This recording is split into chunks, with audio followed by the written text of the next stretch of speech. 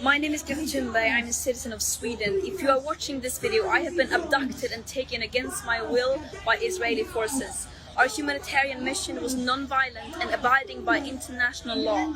Please tell my government to demand my and the others' immediate release.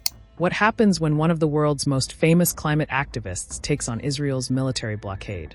Greta Thunberg has just been detained at sea after joining a Gaza-bound flotilla, sparking protests, diplomatic fallout, and a fresh debate on Israel's blockade of Gaza.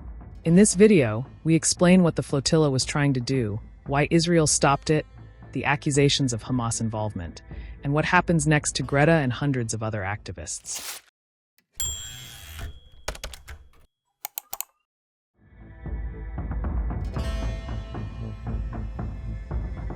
The intercepted convoy, called the Global Sumud Flotilla, was one of the biggest international attempts in recent years to break Israel's naval blockade of Gaza. More than 40 boats carrying 500 people, parliamentarians, lawyers, and activists, set sail to deliver food, water, and medicine directly to Gaza. They wanted aid to bypass Israeli checkpoints. Organizers described it as a non-violent humanitarian mission, meant to highlight worsening living conditions in Gaza since the blockade began in 2007.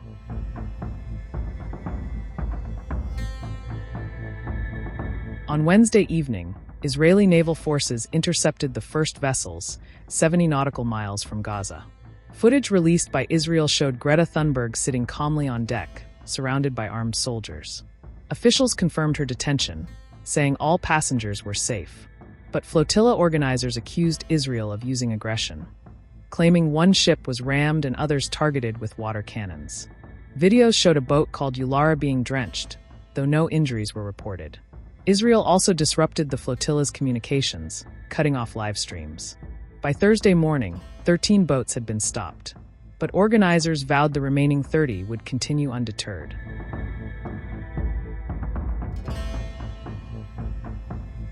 Israel says the flotilla ignored repeated warnings. Naval officials told participants they were heading into an active combat zone. Israel offered to let the aid be offloaded at Ashkelon port and delivered through official channels.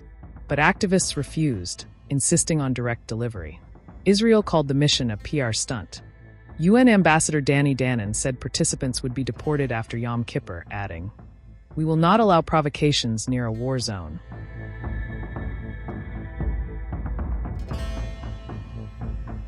Israel alleges the flotilla was backed by Hamas.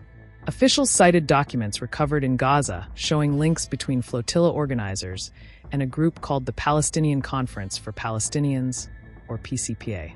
One letter from 2021, signed by Hamas leader Ismail Haniyeh, reportedly endorsed the PCPA.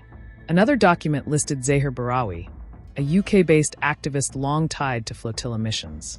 Israel has labeled the PCPA a Hamas front organization since 2021. But flotilla leaders deny the charge, calling it propaganda, and insisting their mission is purely humanitarian.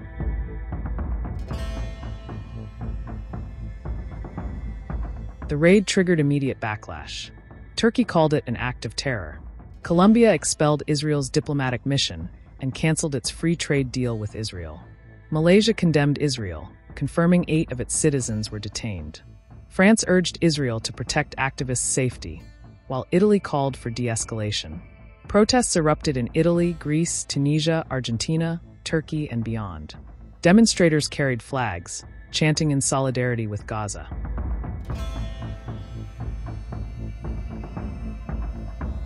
This was not Greta Thunberg's first detention in Israel. In June, she was briefly held and deported after joining another Gaza-bound boat. Israel has hinted that this time, too, detained activists may be deported after Yom Kippur. In the meantime, over 30 boats are still trying to reach Gaza. The backdrop is Gaza's worsening humanitarian crisis. Nearly 2 years into Israel's campaign against Hamas, Gaza health authorities say more than 65,000 people have been killed. The UN warns famine conditions are man-made. Flotilla organizers insist they will press on. As one statement read, "We call on governments to demand the release of our participants and allow aid into Gaza." Greta Thunberg's detention has turned the global Sumud flotilla into a flashpoint for international diplomacy. The coming days will reveal whether this mission ends in deportations, more confrontations at sea, or renewed talks on Gaza's future. Don't forget to subscribe to our channel for more deep dives into global events.